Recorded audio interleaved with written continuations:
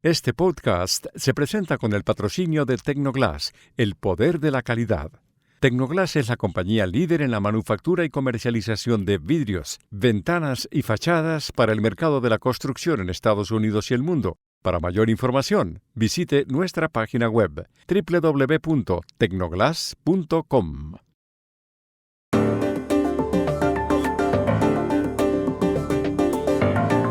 Anoche empezó en Chicago la convención demócrata, que el jueves consagra a Kamala Harris como candidata. ¿Qué es lo clave de esta cita?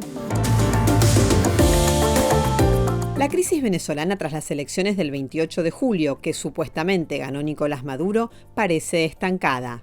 ¿Qué viene en las próximas horas? Sigue en Argentina el proceso contra Alberto Fernández por presuntos malos tratos a su expareja Fabiola Yáñez. ¿Qué le espera al expresidente? Hola, bienvenidos a Y esto no es todo, el podcast del Georgetown Americas Institute de la Universidad de Georgetown en Washington, D.C. Soy Juan Carlos Iragorri, desde Marsella. Soy Paz Rodríguez Niel, desde Buenos Aires. Soy Jorge Espinosa y estoy en Bogotá. Es martes 20 de agosto y esto es todo lo que usted debería saber hoy.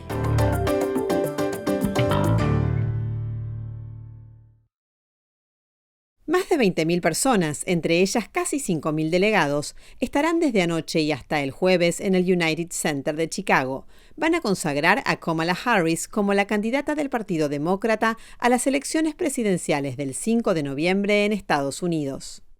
Por la tribuna pasarán numerosos oradores. La lista incluye a los expresidentes Bill Clinton y Barack Obama, y las ex primeras damas Hillary Clinton y Michelle Obama. También al gobernador de Minnesota, Tim Walz, compañero de fórmula de Kamala Harris. El momento central anoche fue el discurso del presidente Joe Biden. Biden dijo amar a Estados Unidos y preguntó a los asistentes si están listos para votar por la libertad. También dijo que todos, independientes, republicanos y demócratas, tienen una obligación especial, que si salvaron la democracia en 2020, tienen que salvarla de nuevo en 2024.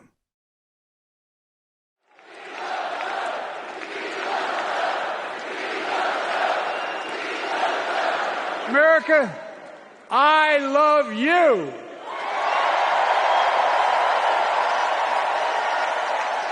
Let me ask you, are you ready to vote for freedom? All of us carry a special obligation. Independents, Republicans, Democrats. We saved democracy in 2020, and now we must save it again in 2024. A propósito de Joe Biden y Kamala Harris, miles de personas protestaban ayer en Chicago por el apoyo que el gobierno que encabezan le ha dado al primer ministro israelí Benjamín Netanyahu en su ofensiva militar en la Franja de Gaza tras los atentados de Hamás el 7 de octubre.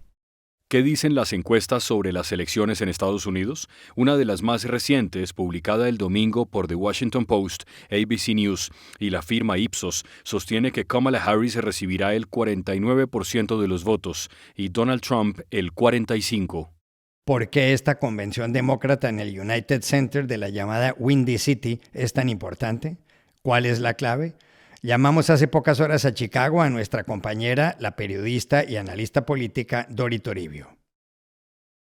Por varias razones, Juan Carlos. Para empezar, esta es una convención histórica que tiene pocos precedentes, porque hace solo un mes los demócratas tenían preparada una cita completamente diferente, con un candidato presidencial completamente distinto, que era Joe Biden.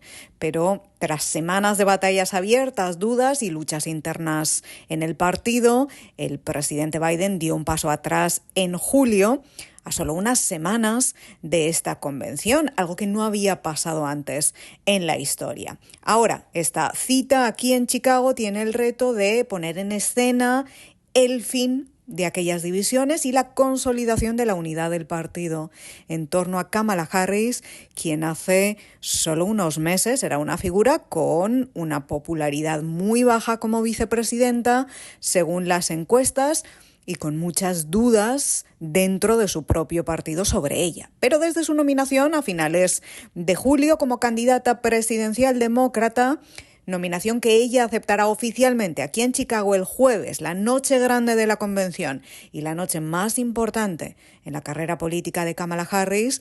Desde entonces su impulso ha sido imparable en recaudación, en los sondeos y en el partido. Y eso quieren mostrar los demócratas aquí esta semana, el entusiasmo en torno a su candidata electoral. Escucharemos estos días a los pesos pesados demócratas y las voces importantes del partido dar su apoyo a Harris, como los expresidentes Barack Obama o Bill Clinton. Quieren todos celebrar y aumentar el impulso de Harris, ese momentum, como lo llaman aquí, cerrando filas en torno a ella y con muchos aplausos y música y figuras de Hollywood.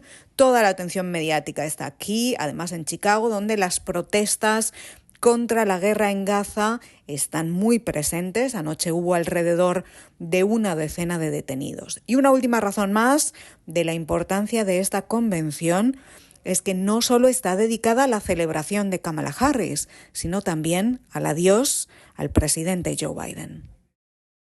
También le preguntamos a Dori Toribio en Chicago qué implica el discurso que pronunció el presidente Joe Biden. Biden fue el orador principal de la jornada inaugural de la convención y su discurso, que comenzó con bastante retraso, por cierto, simbolizó el paso del testigo político y generacional a Kamala Harris. Anoche Biden fue recibido con una larga ovación de los miles de asistentes a esta convención, que corearon "Gracias, Joe" durante minutos, hasta que finalmente Biden comenzó a hablar, secándose las lágrimas tras las palabras que le dedicó antes su hija Ashley, justo antes de empezar y tras ese recibimiento de los demócratas. El presidente dio entonces su apoyo a Kamala Harris, dijo que elegirla como su número 2 fue la mejor decisión de su carrera, que es hora de votar por ella y elegir la libertad y la democracia, que este es un punto de inflexión en la historia, y lanzó con fuerza un repaso después a los logros de su presidencia, con foco en la creación de empleo, las ayudas a la clase media, la defensa de los derechos reproductivos de las mujeres y el contraste con Trump, a quien llamó perdedor. Habló Biden también de la guerra en Ucrania, cargó contra Vladimir Putin y dijo que su gobierno trabaja ahora para alcanzar un alto el fuego entre Israel y Hamás muy pronto y poner fin a la guerra en Gaza, que deja demasiadas víctimas, dijo, algo que denuncian las protestas estos días, y en eso tienen un punto de razón, añadió.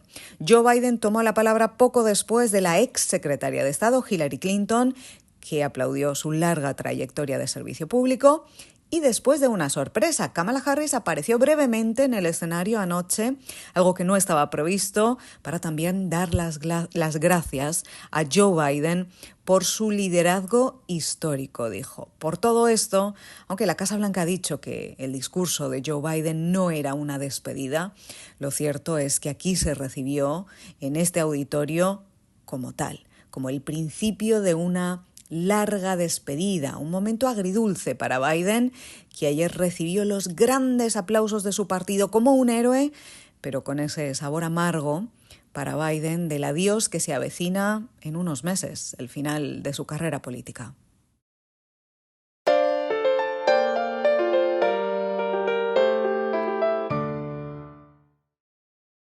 Miles de venezolanos salieron el sábado a las calles de su propio país y de numerosas ciudades del mundo para pedir que Nicolás Maduro reconozca que el 28 de julio perdió las elecciones presidenciales ante el candidato opositor Edmundo González Urrutia. El resultado que el oficialista Consejo Nacional Electoral, el CNE, dio al día siguiente de los comicios, según el cual Maduro ganó con el 51% de los votos, no se lo cree prácticamente nadie. La oposición ha publicado miles de actas electorales que le dan la victoria. El domingo, en medio del bullicio de la marcha en Caracas, la líder de la oposición, María Corina Machado, se refirió a un reporte que acaba de publicar la ONU, donde los expertos de la organización descalifican los datos del CNE. El sonido era muy deficiente.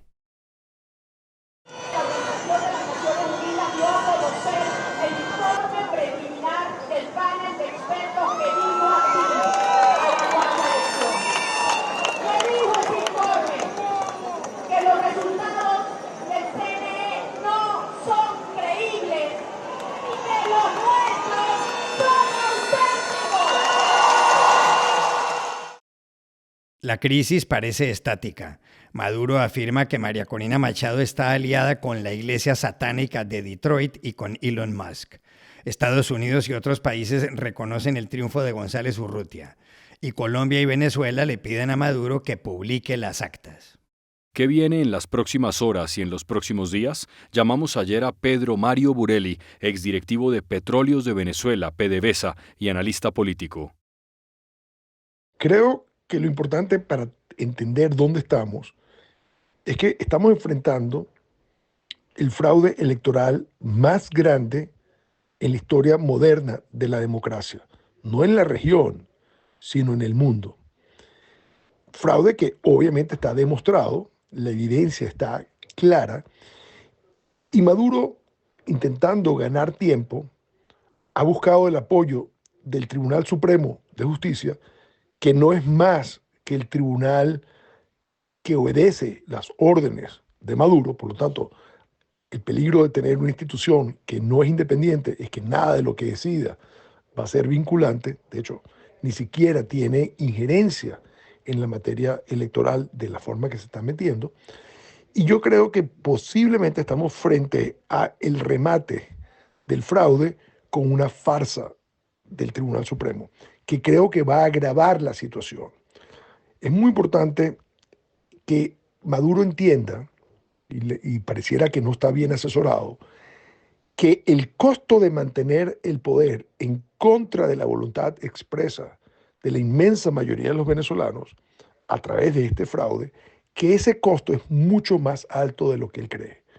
En su cálculo, obviamente él dice, bueno, robarme la elección tiene un costo menor que el perder la elección, porque al perder la elección pierdo la impunidad que me está protegiendo de las consecuencias judiciales de mis actos criminales. Pero lo que no creo que he entendido es que en la forma que lo ha hecho y la pérdida de paciencia que hay en el mundo con respecto a él y a sus abusos, es que va a pagar un costo muy alto de seguir empeñándose en retener el poder habiendo perdido por un margen tan grande una elección. Espero que en los próximos días Maduro entienda eso. Y creo que la comunidad internacional tiene que ser muy clara en hacerle ver que no hay normalización, que no es una modalidad sencilla de sanciones, sino es algo que él nunca ha visto y nunca ha imaginado. Y ojalá que haga el cálculo correcto y tome la decisión de empezar a negociar a duras penas una transición.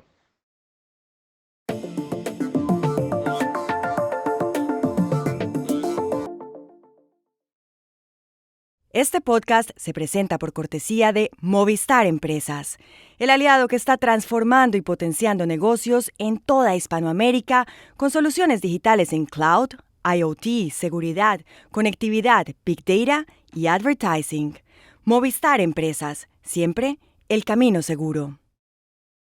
Y este podcast también se presenta gracias al apoyo de Progreso, una compañía centroamericana líder en cemento, materiales y soluciones para la construcción, con unidades de negocio en los sectores de la construcción, el agro, la energía y el desarrollo inmobiliario, y con presencia en 7 países de América Latina.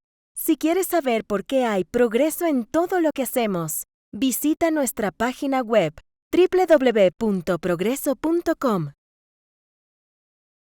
En la Argentina avanza el proceso contra el expresidente Alberto Fernández tras una denuncia de Fabiola Yáñez, su expareja, que lo acusa de malos tratos. El miércoles pasado, el fiscal Ramiro González le imputó al exmandatario los delitos de lesiones graves y amenazas coactivas. El fiscal acusa a Fernández de haber obligado a Yáñez a practicarse un aborto en 2016. Por otro lado, en un chat de 2021, Yáñez le escribió a María Cantero, la secretaria de Fernández, que el mandatario le había dado una patada en la barriga a sabiendas de que ella podía estar embarazada. Alberto Fernández, que dejó el poder en diciembre, le dijo recientemente al diario madrileño El País que sí hubo violencia verbal entre él y Yáñez, pero nunca física.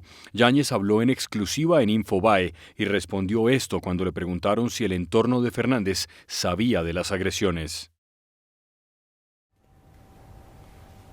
Su secretaria. No tengo que decir otra cosa. ¿Qué más puedo decir? Sí, había gente que lo sabía porque hubo alguien que se los dijo a las personas más allegadas a él. Sí lo sabían. Sí lo sabían y no hicieron nada.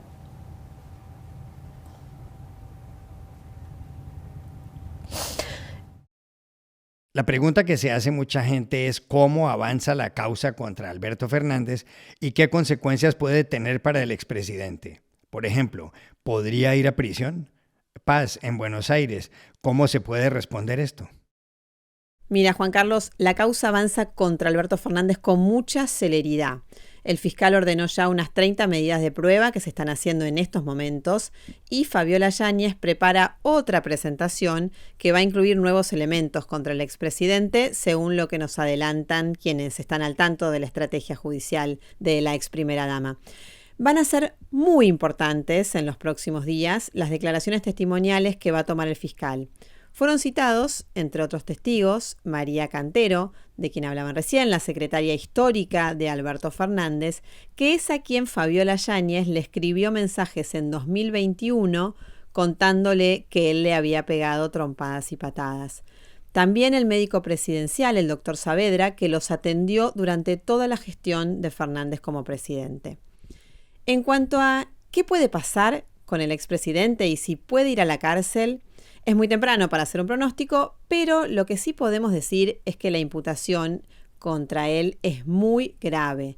Está acusado, como relataba Jorge recién, de 2 delitos que tienen penas muy altas: amenazas coactivas, que prevé una pena que va de los 2 a los 4 años de cárcel, y lesiones graves, agravadas además por 2 factores: que la víctima era su pareja y que las lesiones fueron en un contexto de violencia de género. Este delito, así agravado, tiene una pena de 3 a 10 años de prisión. Y un dato importante es que cada hecho de lesiones que se compruebe contaría por separado, según lo adelantó el fiscal, con lo cual podrían sumarse uno y otro hecho directamente. La cuenta es simple. Si se comprobara todo, el pedido de castigo del fiscal podría ser cómodamente de más de 10 años de prisión a cumplirse tras las rejas, lo que aquí llamamos prisión efectiva. Pero tengamos en cuenta que es una causa que acaba de empezar, esta causa contra Alberto Fernández, tiene muy pocas semanas y le queda todavía un largo camino y todo por probarse.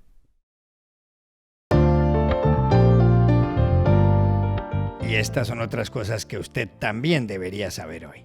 La próxima jefa de gobierno de la Ciudad de México, Clara Brugada, anunció ayer en el antiguo colegio de San Ildefonso a las 11 mujeres y los 11 hombres que conformarán su gabinete. Entre ellos se encuentran César Cravioto en la Secretaría de Gobernación y Nadine Gazmán en la de Salud. Será un gabinete de territorio y no de escritorio, dijo Brugada, que asumirá el poder el 5 de octubre. Mike Lynch, considerado el Bill Gates británico, desapareció el lunes al amanecer, luego de que una tormenta súbita hundiera el velero Vallesian, donde se encontraba en la costa de Sicilia y junto a una veintena de personas. El viaje era para celebrar que Lynch, de 59 años, acababa de ser absuelto en San Francisco de un pleito por la venta que hizo por $11.000 millones de su compañía Autonomy a Hewlett Packard. El secretario de Estado de Estados Unidos, Antony Blinken, dijo ayer en Tel Aviv que el primer ministro israelí, Benjamin Netanyahu, le dio luz verde para ajustar algunos puntos de un acuerdo de cese al fuego con el grupo islamista Hamas. Blinken agregó que esta puede ser la última oportunidad para silenciar las balas. El lunes, Osama Hamdan de Hamas aseguró en televisión estar a favor de las líneas generales del acuerdo. Y aquí termina Y esto no es todo, donde siempre habrá más. En la producción estuvo John F. Burnett. Y pueden suscribirse a este podcast en nuestro sitio web, y esto no es todo.georgetown.edu, seguirnos en nuestras cuentas de X y de Instagram, @y esto no es todo, y buscarnos en nuestro canal de YouTube. Chao, hasta la próxima.